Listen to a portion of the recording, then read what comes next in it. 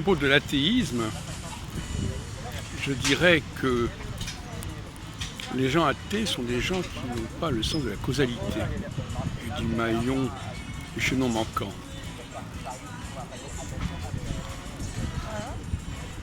Il y a des choses que nous n'arrivons pas à comprendre, que nous n'arrivons pas à expliquer, qui remontent à une cause plus ancienne, plus lointaine,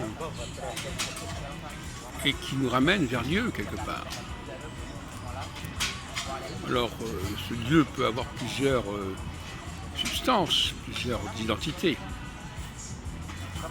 Mais j'essaierai de psychanalyser l'athéisme dans une volonté de ne pas chercher les causes, de ne pas rechercher les explications, de ne pas rechercher une volonté supérieure.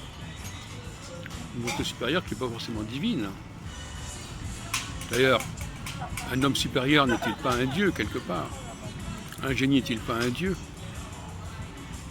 Le refus de la supériorité de la part des dominés.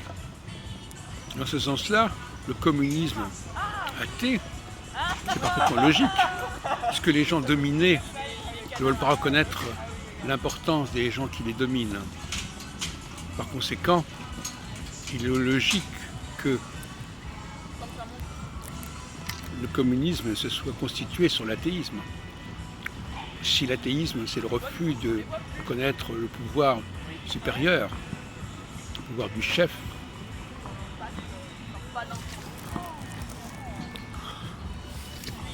donc finalement, je pense qu'il faut psychanalyser l'athéisme.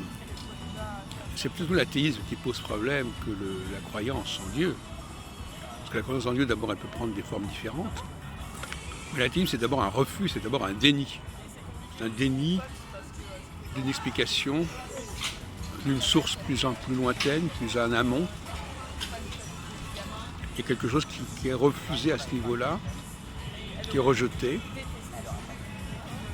Et donc l'athéisme, c'est le propre des classes dominées.